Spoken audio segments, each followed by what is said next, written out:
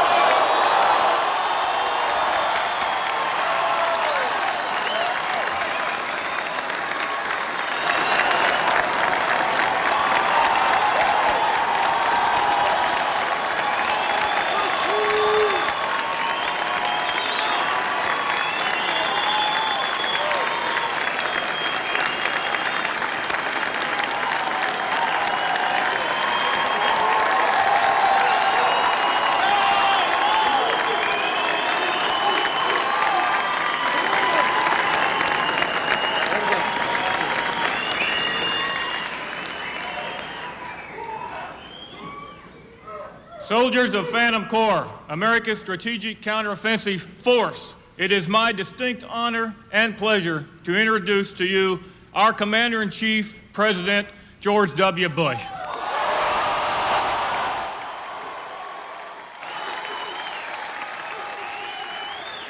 Thank you very much.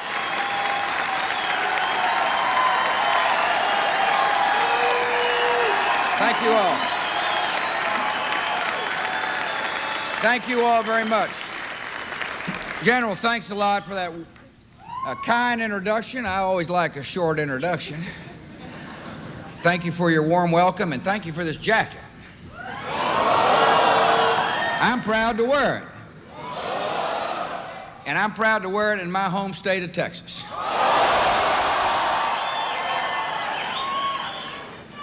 Laura and I are honored to kick off the new year with the soldiers and families of Fort Hood.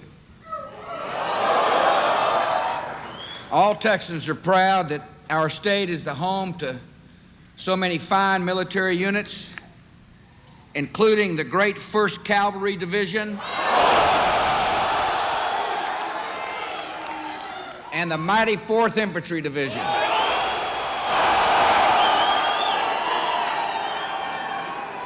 The key ingredients to the home of America's hammer. On Christmas Eve, I had the honor of calling some of our troops who are around the world, service members, men and women from many bases, including Fort Hood. I thank them for serving America so far from home, far away from their families.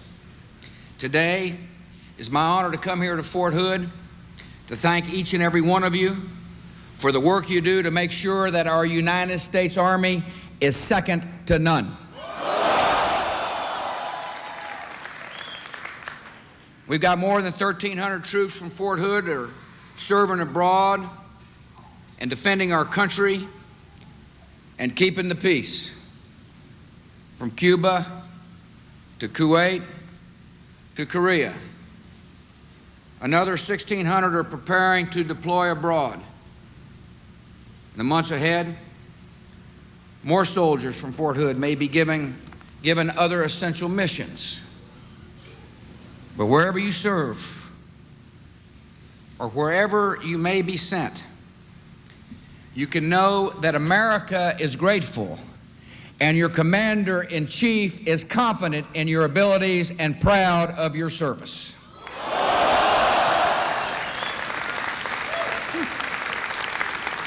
I want to thank General Wilson and his wife Lynn for receiving Laura and me.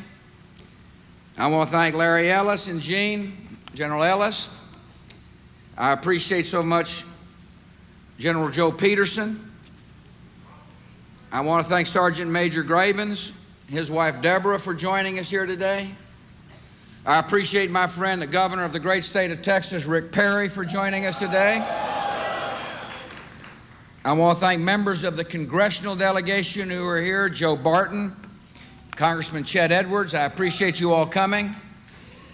I want to thank some of the state and local officials. I know my friend Diane White DeLisi is here. I want to thank Susanna Hupp and Sid Miller as well. I want to thank the mayor of Killeen Hadn't seen the mayor in a while. It's good to be in your presence, Mayor. Appreciate all the local officials, my fellow Texans, military families, veterans, and all the community leaders who've come out today. Thanks for being here. I know we've got some of the many veterans who live in this area with us today. The men and women of Fort Hood follow in the great traditions that you passed on to them. You each wear a proud title, Veteran of the United States Military, and I want to thank you for the example you have set and the service you gave to our country.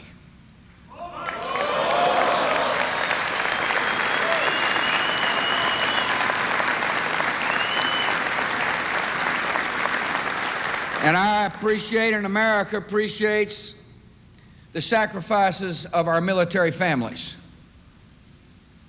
I signed the largest increase in defense spending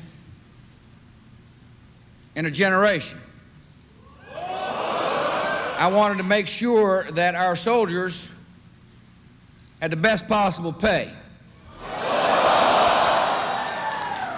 best possible training, and to make sure the housing was the best possible for our military families. That's the least we owe the husbands and wives of those who wear the uniform. Each one of you knows that Army life can be rewarding, and you know it can be dangerous and difficult. Every day, our military families are putting America's interests first, and America thanks you as well as those who wear the uniform.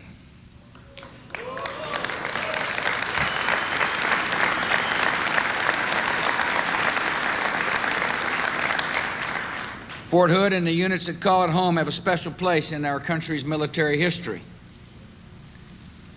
For decades, soldiers from the 1st Team and Iron Horse Division and from other units have fought Americans' battles with distinction and courage.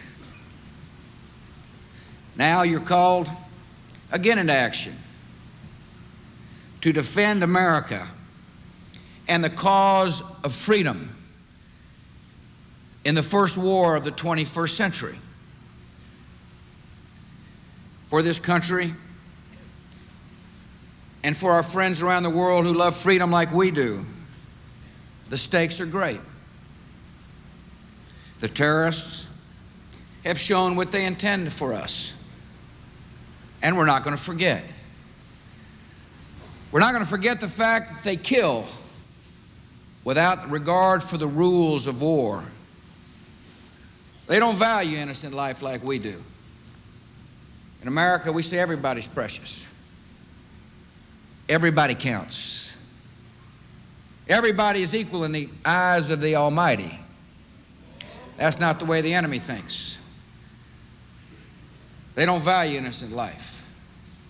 They're nothing but a bunch of cold-blooded killers, and that's the way we're going to treat them.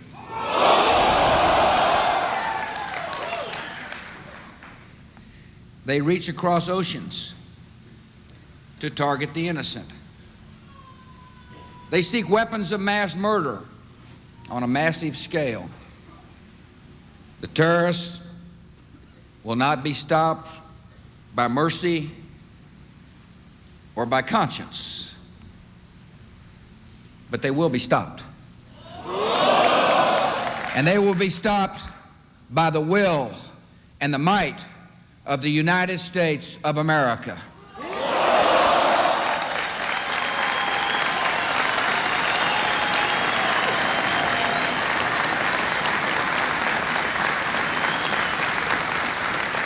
Our country is in a great contest of will and purpose. We're being tested. In times of crisis, we will act decisively. And in times of calm, we'll be focused and patient and relentless in our pursuit of the enemy. That's what we owe the American people. We're not waiting for another attack. We can't wait for another attack to employ the full power of America in this cause. We're acting now to protect the American people and to shape a future of peace. This war, like others, is not going to be one on the defensive. So we're going to take this fight to the enemy. And we're making good progress. We're making good progress. Working with our friends and allies, we have freed the people of Afghanistan from one of the most brutal regimes in the history of mankind. We enforced a clear doctrine that said if you harbor a terrorist, if you feed a terrorist, if you hide a terrorist, you're just as guilty as the terrorists, and the Taliban knows what we meant. We've destroyed camps where terrorists train. There used to be camps. The United States military showed up. There are not any camps in Afghanistan. We've emptied caves where they hid. See, they used to think they could hide. But you can't hide from the United States of America. You may hide for a brief period of time, but pretty soon we're going to put the spotlight on you. And we'll bring you to justice. We've cut off millions of dollars that the enemy was using to fund operations. We're working with friends and allies around the world, and we're hauling them in one by one. Some have met their fate by sudden justice. Some are now answering questions at Guantanamo Bay. In either case, they're no longer a problem to the United States of America and our friends.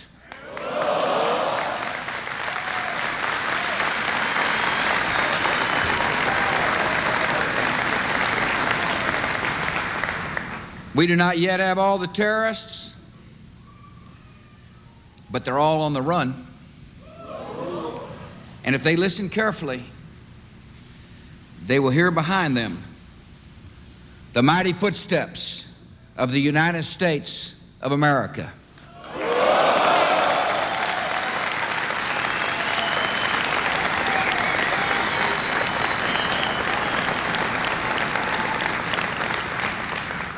And we're not quitting. We'll fight this war on many fronts with many tools.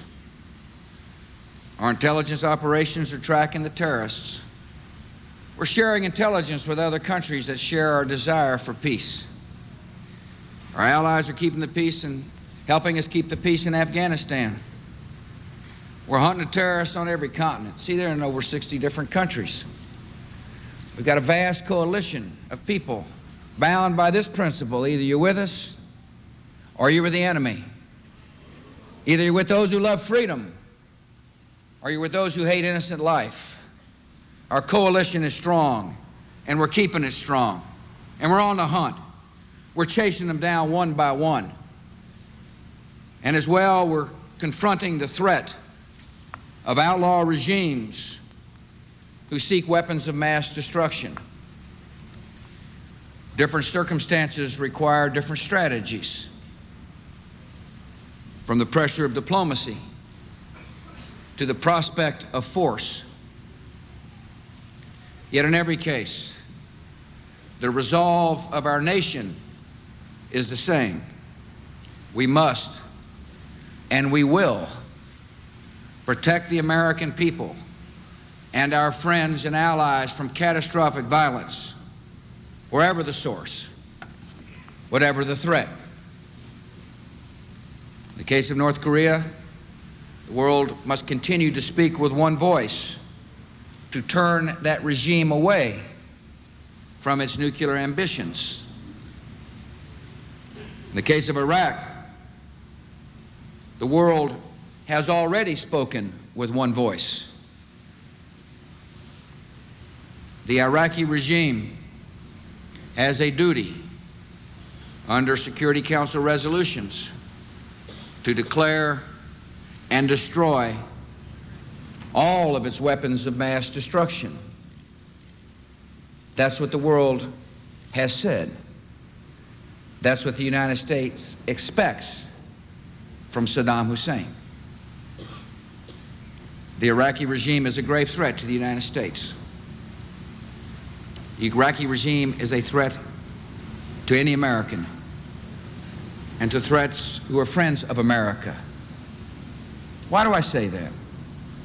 Well, first of all, the leader in Iraq has publicly proclaimed his hatred for our country and what we stand for. The Iraqi regime has a record of torturing their own people, a brutal record, and a record of reckless aggression against those in their neighborhood. The Iraqi regime has used weapons of mass destruction. They not only had weapons of mass destruction, they used weapons of mass destruction. They used weapons of mass destruction on people in other countries. They have used weapons of mass destruction on their own people. That's why I say Iraq is a threat, a real threat. 4 years ago, UN inspectors concluded that Iraq had failed to account for large stockpiles of chemical and biological weapons, weapons capable of killing millions. In last month's declaration, Iraq again failed to account for those weapons. The Iraqi dictator did not even attempt to submit a credible declaration. We can now be certain that he holds the United Nations and the UN Security Council and its resolutions in contempt. He really doesn't care about the opinion of mankind. Saddam Hussein was given a path to peace. Thus far, he has chosen the path of defiance. The fate of the Iraqi regime is being determined by its own decisions. Saddam Hussein knows precisely what he can and must do to avoid conflict. We have made that clear. The world has spoken with one voice. And even now he could end his defiance and dramatically change directions. He has that choice to make. We certainly prefer voluntary compliance by Iraq. You see, the use of military force is this nation's last option, his last choice. Yet if force becomes necessary to disarm Iraq of weapons of mass destruction and enforce the will of the United Nations, if force becomes necessary to secure our country and to keep the peace, America will act deliberately. America will act decisively. And America will prevail because we've got the finest military in the world.